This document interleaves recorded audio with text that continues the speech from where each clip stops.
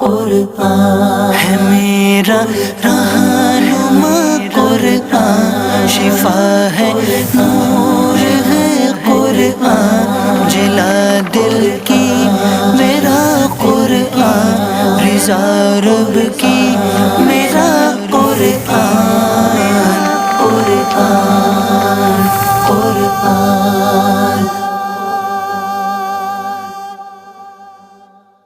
الحمدللہ رب العالمین والصلاة والسلام علی سید المرسلین، اما بعد فاعوذ باللہ من الشیطان الرجیم، بسم اللہ الرحمن الرحیم۔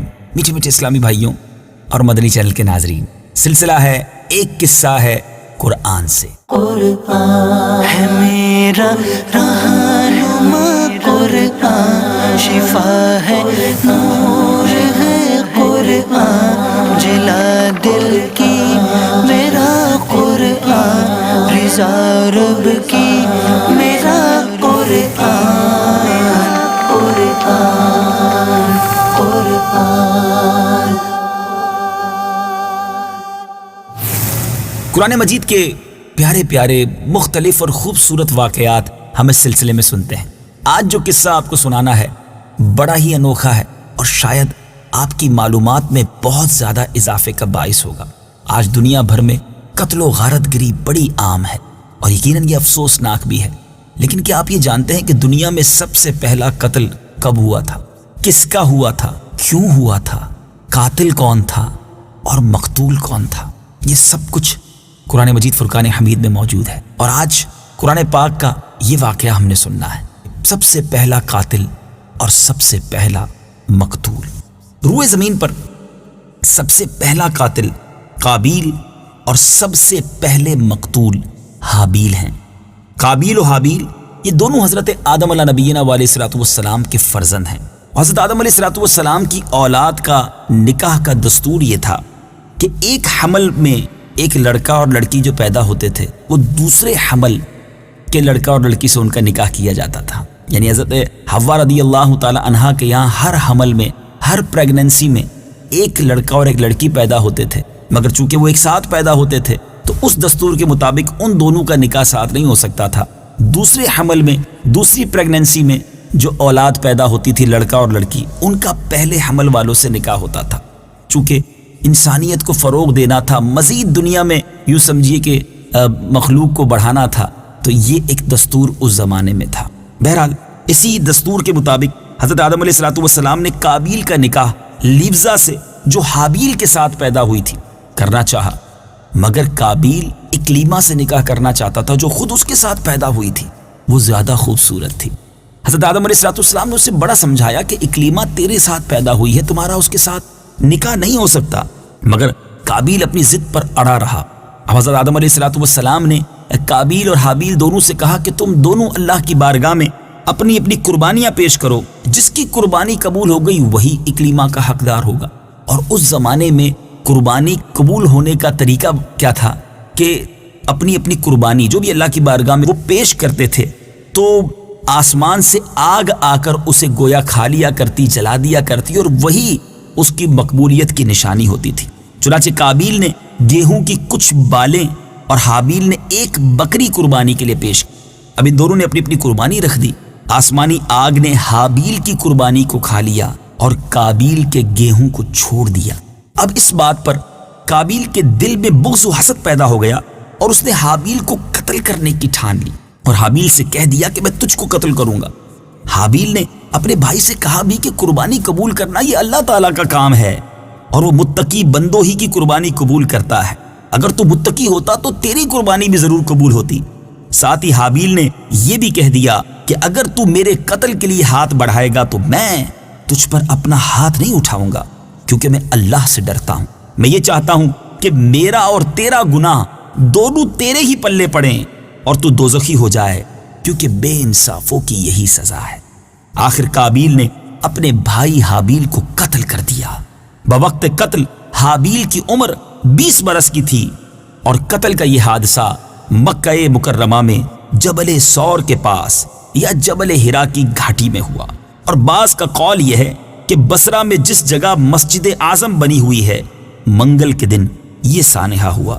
روایت یہ ہے کہ جب حابیل قتل ہو گئے تو 7 دنوں تک زمین میں زلزلہ رہا، اور وحوش و طیور اور درندوں میں یعنی پرندوں، جانوروں اور درندوں میں ایک اضطراب اور بے چینی پھیل گئی، اور قابیل جو بہت ہی گورا اور خوبصورت تھا، بھائی کا خون بہاتے ہی اس کا چہرہ کالا اور نہایت بدصورت ہو گیا، اور حضرت آدم علیہ السلام کو اس بات کا بے حد رنج ہوا، بے حد غم ہوا، یہاں تک کہ حابیل کے رنج و غم میں 100 برس تک آپ کے چہرے پر مسکراہٹ اور ہنسی نہ آئی۔ حضرت آدم علیہ السلام نے شدید غضبناک ہو کر قابیل کو پھٹکار کر اپنے دربار سے نکال دیا، اور وہ بدنصیب اکلیمہ کو ساتھ لے کر یمن کی سرزمین عدن چلا گیا۔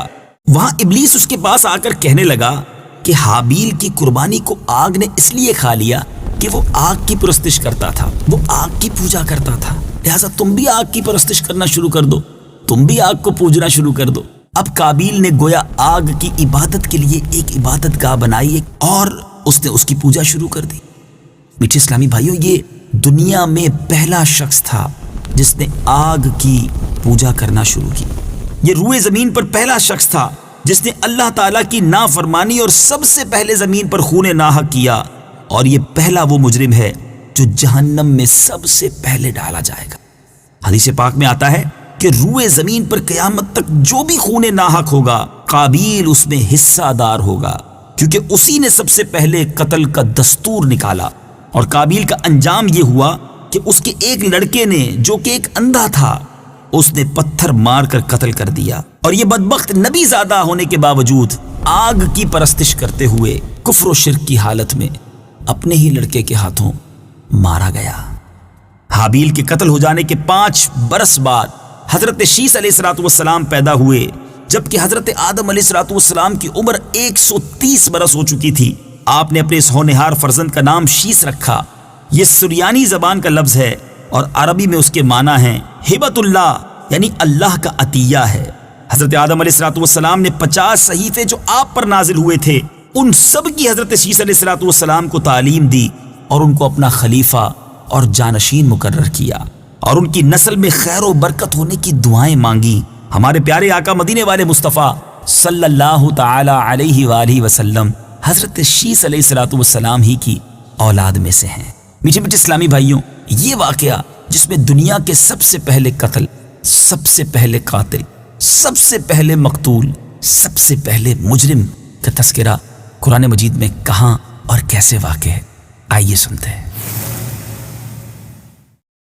بسم اللہ الرحمن الرحیم وَاتْلُ عَلَيْهِمْ نَبَأَ ابْنَيْ آدَمَ بِالْحَقِّ إِذْ قَرَّبَا قُرْبَانًا فَتُقُبِّلَ مِنْ أَحَدِهِمَا وَلَمْ يُتَقَبَّلْ مِنَ الْآخَرِ قَالَ لَأَقْتُلَنَّكَ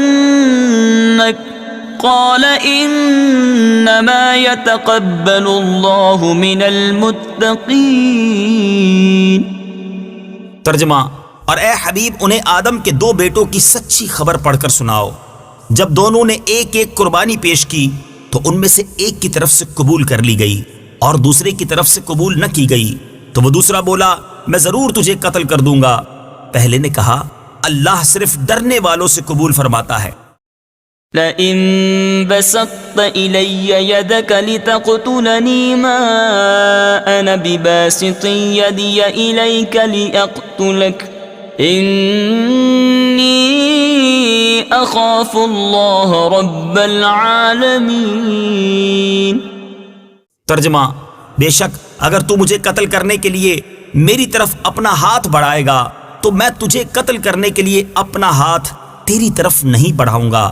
میں اللہ سے ڈرتا ہوں جو سارے جہانوں کا مالک ہے۔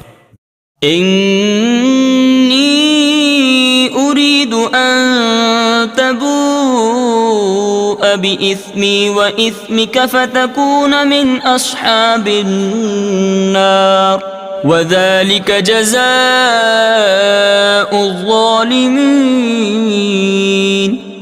ترجمہ: میں تو یہ چاہتا ہوں کہ میرا اور تیرا گناہ دونوں تیرے اوپر ہی پڑ جائیں تو دوزخی ہو جائے، اور ظلم کرنے والوں کی یہی سزا ہے۔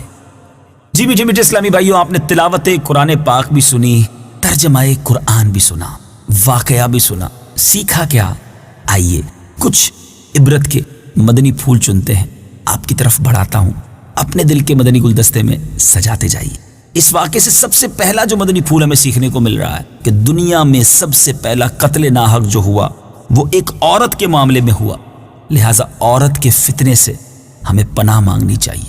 آج کل جو لوگ ایسے عشق کے اور فسق کے معاملات میں مبتلا ہو جاتے ہیں جس میں بے حیائی کا دور دورہ ہوتا ہے، اور اسی وجہ سے نہ جانے کتنے گھر برباد ہو جاتے ہیں اور کتنے لوگ دنیا سے چلے جاتے ہیں۔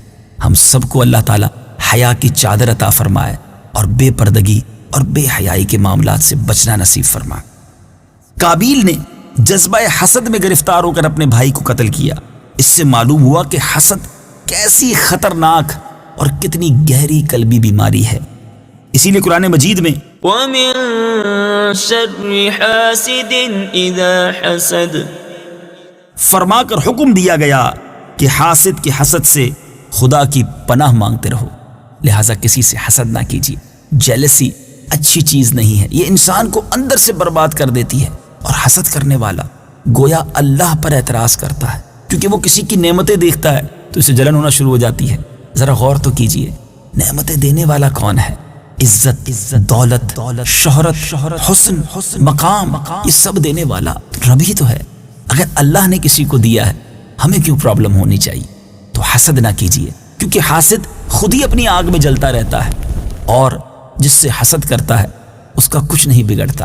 اور یہ حسد جو ہے، یہ حدیث پاک کا خلاصہ ہے کہ حسد ایمان کو اس طرح برباد کر دیتا ہے جس طرح سرکہ شہد کو برباد کر دیتا ہے۔ اللہ مجھے بھی اور آپ کو بھی حسد کی بیماری سے محفوظ فرمائے۔ سب کا بھلا سوچتے رہیے۔ بزرگ بڑی پیاری بات کہا کرتے تھے، سب کا بھلا، سب کی خیر، سب کے بھلے میں اپنی خیر۔ تیسری بات جس واقعے سے سیکھنے کو ملی کہ خون ناحق کتنا بڑا جرم عظیم ہے، کہ اس جرم کی وجہ سے ایک نبی علیہ الصلوۃ والسلام کا فرزند اپنے باپ حضرت آدم علیہ الصلوۃ والسلام کے دربار سے راندائے درگاہ ہو کر، یعنی مردود ہو کر، کفر و شرک میں مبتلا ہو کر مر گیا، اور قیامت تک ہونے والے ہر خون ناحق کا ذمہ دار، ہر خون ناحق کا حصہ دار بن کر عذاب جہنم میں گرفتار ہوگا۔ ایک اور بات یہ سیکھنے کو ملی کہ جو شخص برا طریقہ ایجاد کرتا ہے، قیامت تک اس برے طریقے کے ایجاد کرنے کی وجہ سے جو اس پر عمل کرتا رہے، اس ایجاد کرنے والے کو، اس انیشیٹو لینے والے کو، اس برے کام کی ابتدا کرنے والے کو یہ عذاب اور یہ گناہ دیا جاتا رہے گا، وہ برابر کا شریک اور حصہ دار بنے گا۔ ہم اپنے رب سے دعا کرتے ہیں، یا اللہ ہمیں نیک، صالح، ماں باپ کا ہاتھ پکڑ کر جنت میں لے جانے والی اولاد عطا فرما۔ ہم میں سے جو صاحب اولاد ہیں، ہم اللہ کی بارگاہ میں دعا کرتے ہیں، اللہ ہماری اولادوں کو ہماری مغفرت کا ذریعہ بنا، ہمارے لیے ثواب جاریہ کا باعث بنا۔ اور ہم میں سے جو بے اولاد ہیں، ہم اللہ سے دعا کرتے ہیں، اے رب کریم تمام بے اولاد مسلمانوں نیک، صالح اور ثواب جاریہ بننے والی اولاد عطا فرما، آمین بجاہ النبی الامین صلی اللہ تعالی علیہ وسلم۔ مدنی چینل دیکھتے رہیے، سلسلہ جاری ہے۔